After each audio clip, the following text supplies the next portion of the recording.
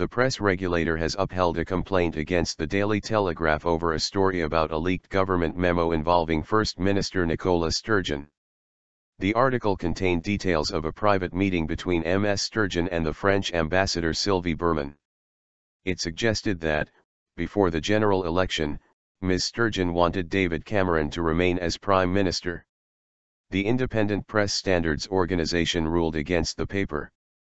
Its complaints committee said that, while the newspaper was entitled to report on the memorandum, it had published its contents as facts without taking additional steps prior to publication, such as contacting the parties involved for their comment, to verify their accuracy.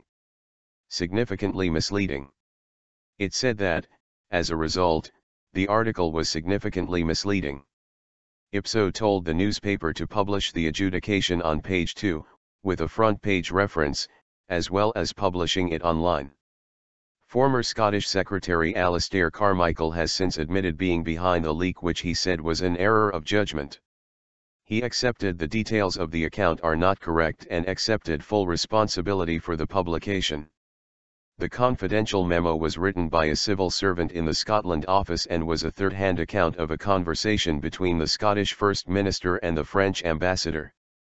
Both the First Minister and the ambassador insisted she had not made the comments about the Prime Minister, and the memo had contained a disclaimer that parts of the conversation may have been lost in translation.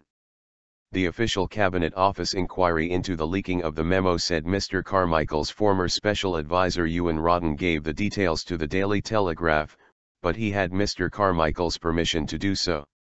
Mr. Carmichael said, while he had not seen the document before it was published by the newspaper, he was aware of its content and agreed that my special advisor should make it public.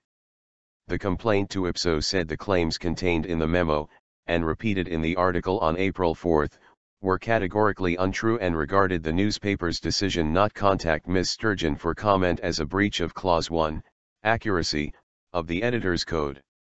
The newspaper said it had confirmed the authenticity of the document with two well-placed sources before publication.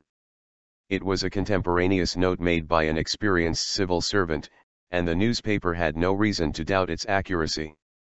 It denied having any obligation to contact Ms. Sturgeon for comment before publication. It was entitled to publish an accurate account of the document. The Complaints Committee said that the memorandum represented, at best, a second-hand account given a week after the meeting, which contained the serious implication that Ms. Sturgeon had been disingenuous in her public statements. Formal inquiry. It ruled that the newspaper's presentation of the account contained in the memo represented a breach of the editor's code. Matt T., chief executive of the Ipso, said, Clause 1 of the editor's code obliges the press to take care not to publish inaccurate, misleading or distorted information. This article was significantly misleading because the newspaper had failed to make clear that it did not know whether the account the memorandum presented was true. A front-page story such as this needs to be corrected in a prominent way, and we have required the Daily Telegraph to publish our adjudication in full on page 2 with a reference on the front page of the newspaper, which it did today. He added, Ipso's policy when dealing with complaints that have generated significant public or group interest is to lay out a clear account of our process and findings. Entirely untrue. Nicola Sturgeon said, I welcome today's unequivocal verdict by Ipso on the Daily Telegraph story, which is a victory for effective regulation of the press, and for the truth. The complaint was lodged on the basis that the Telegraph's conduct in producing this story fell short of the expected journalistic standards. Subsequent events have proven conclusively that the story was entirely untrue, and today's ruling simply underlines that. She added that the Daily Telegraph, in failing to carry out the most elementary of journalistic checks and balances, failed in its duty to ensure, as far as possible, that the stories they present to readers are fair, balanced and, above all, accurate. The Parliamentary Standards Commissioner has launched a formal inquiry into the conduct of Mr. Carmichael. The watchdog will consider his actions under the MP's Code of Conduct. He has refused to resign over the case, and campaigners are attempting to overturn his election as the MP for Orkney and Shetland.